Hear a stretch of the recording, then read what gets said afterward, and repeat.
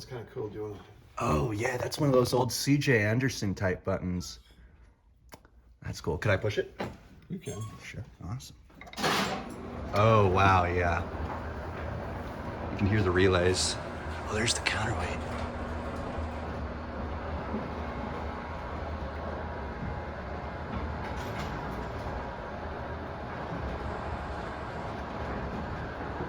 Wow.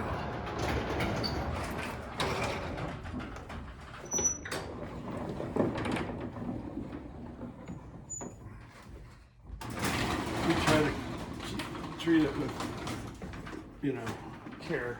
And Oh yeah, it's an antique, I'd imagine. it's 113 years old. Wow. In fact, Nock Garside was built in Denver, Colorado. Oh yeah, I've Down seen. the street. Really? I have a picture. This looks like this this panel. I'd say this looks like it was replaced around the 50s or 60s because these are newer or mid-century CJ Anderson push buttons. Yeah, there was a rope control. Ah, yeah, you pull one way to start it. Once upon a time, but not in my lifetime. There's a few elevators around Lodo that actually still work that way. Both of them are Nock Garsides, funny enough. Yeah, well, it's got it updated, fortunately. Makes sense. There's some remnants of whatever that is showing Interesting. that system. Oh, wow. Oh, that's a winding drum motor. This light needs to get replaced. It's slow. It's one of those that takes a second. It'll take about 20 seconds. Oh, this is a CJ Anderson controller. That's a type. If I can zoom I guess in. they're still in business, C.J. Anderson, because we just bought some spare parts. Oh yeah, they've been around. They're from Chicago. That's a box of spare parts we just got. Oh, right there. Yeah. Oh yeah. Dang, this is crazy. These old relay slate controllers are wild. And then these look like your main relays to start and stop the elevator. I'd say one of these looks like that one's for up, that one's for down. Yeah, they're all marked. Then these look like to be, I don't know what those are, maybe timers of sorts. And then other stuff. Those look like coils to me, but. All right. Would I be able to get a shot of it moving? If you want. Awesome, Okay, thank I'll you. go up to one. Of the motor moving? Yeah, would you want to stay there and I'll just. Sure. go to one? Awesome, that'd be perfect.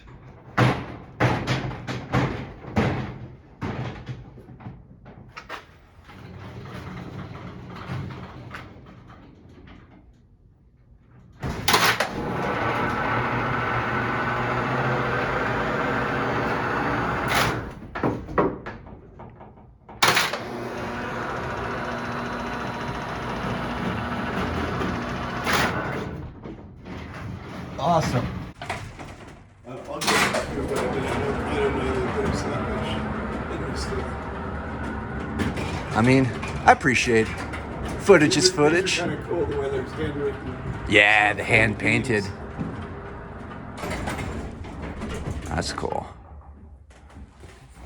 And the wooden stuff. Did you see? Oh, what yeah. here? The wooden. The wooden guide rails. Rails, And there's yeah. the counterweight right there, looks like. That's awesome. Yeah, I'm ready to go back down now. I have a degree in philosophy. Oh, that's awesome. Really? That's cool. Oh, wow. Looks like there's two counterweights. Yeah. That's interesting. There are, I guess it's just because of the weight. I don't know. I guess so. Probably couldn't fit it all into one. But I mean, I've actually started, I guess I've passed the thresholds that I need to make money off the YouTube videos as well. Oh, really? It's not a lot, but it's enough to get some extra food now and then. It used to be that the elevators could be open from both sides. Oh, and they just run with the doors open? No. It used to be that you could load or unload from both sides. Oh, like on the outside? That side I as well, see. but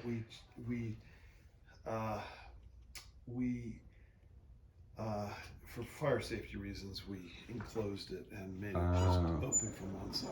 I got We you. didn't need both sides. Makes sense. That's why that sign is there. Do not Yeah, open. and the other thing that's kind of interesting is that originally the elevator stopped at this level, Mm-hmm. But at some time the dock was extended and the level was raised about 3 feet. Oh, So interesting. that's why that door on that side is 3 feet higher. Oh, I see. That's really neat. Wow, this is a really cool elevator. Well, thank you so much for showing me this. I really appreciate it. Okay.